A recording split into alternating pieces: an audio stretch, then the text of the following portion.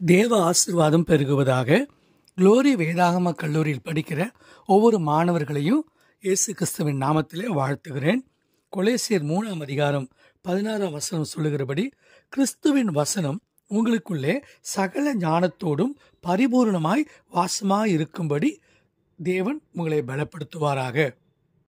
கடந்த நாட்களில் Bible character study என்ற தலைப்பின் கீழ், அதாவது வேதாகமத்தில் இருக்கிற ஒவ்வொரு கதாபாத்திரங்களுடைய குணாதிசயங்களை குறித்து நாம் கருத்தாய் படித்தோம். இன்றைக்கும் இந்த செய்தியின் மூலமாய் நீங்கள் படித்த அந்த பாடங்களிலிருந்து ஒரு சில விஷயங்களை உங்களுக்கு திரும்பவும் நினைப்பூட்டும்படியாக இந்த செய்தியை உங்களுக்கு நான் அனுப்புகிறேன். வேதாகமத்தில் ஏறத்தாழ 3000க்கும் மேற்பட்ட கேரக்டர், அப்படிப்பட்ட கதாபாத்திரங்கள், மனிதர்கள் வந்து போகிறார்கள். ஆண்களும் இருக்கிறாங்க, பெண்களும் இருக்கிறாங்க.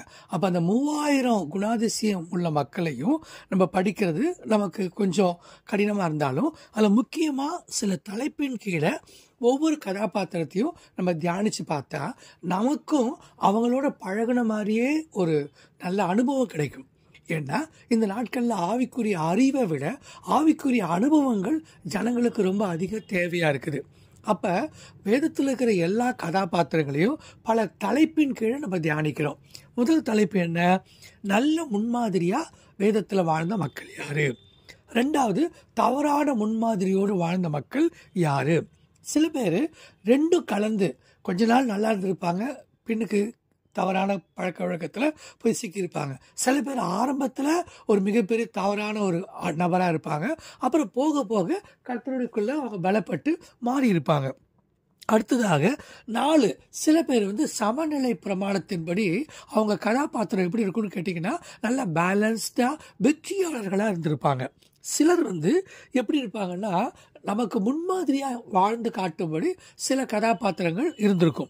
நீங்கள் உங்கள் வாழ்க்கையில் உங்களையே விமர்சனம் பண்ணி நீங்கள் என்ன விதமான ஒரு கதாபாத்திரமாக வாழ்கிறீங்க அப்படின்னு நான் அவங்கள்ட்ட கேட்டிருந்தேன்.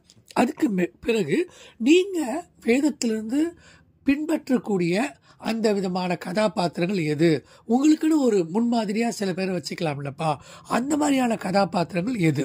சில மிஷினரிகளாக இருக்கலாம், இல்லை வேதத்திலேயே இருக்கிற கதாபாத்திரங்களாக இருக்கலாம். அப்படிப்பட்டவர்கள் யார்? நிறைய பேர் சொல்லுவாங்க, பழைய ஏற்பாட்டில் மோசே மாதிரி வரணும், இல்லை நான் ஜோஷுவாவை போல் வரணும் அப்படின்னு சொல்லுவாங்க. சில பேர் புதிய ஏற்பாட்டில் பவுலை போல் நான் வரணும், இல்லைனா இயேசு கிறிஸ்துவின் மார்பில் சாய்ந்திருந்த யோவானை போல் நானும் வரணும் அப்படி சொல்கிறவங்களும் இருக்காங்க. எல்லாத்துக்கும் மேலே அடுத்த கடைசியாக நம்ம என்ன தியானித்தோம் கதாபாத்திரங்களை பற்றி, சில கேரக்டர் எப்படி இருக்குன்னா அந்த காலத்துக்கு ஏற்ப தன்னைத்தானே மறுரூபப்படுத்திப்பாங்க, அப்டேட்டட் பண்ணிப்பாங்க.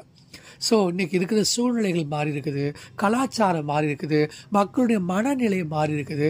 இந்த காலகட்டத்தில் 1000 வருஷம் 2000 வருஷத்துக்கு முன்னாடி வாழ்ந்தவங்களுடைய கதாபாத்திரங்களின்படி நாமளும் வாழணும்னு நினச்சா சில இடங்களில் நம்மளால் அது சரியாக கஷ்டமாக இருக்கும். அப்போ இந்த காலகட்டத்துக்கு தகுந்த மாதிரி, அதாவது நம்ம எப்படி நம்முடைய கதாபாத்திரம், நம்முடைய கேரக்டரை, நம்முடைய குணாதிசயங்களை நம்ம வடிவமைச்சு கொள்வது, இப்படி பல தலைப்பின் கீழே கடந்த 3 நாட்கள் இந்த வேதாகமத்தை குறித்த கதாபாத்திரங்களில் நிறைய விஷயங்களை தியானித்தோம்.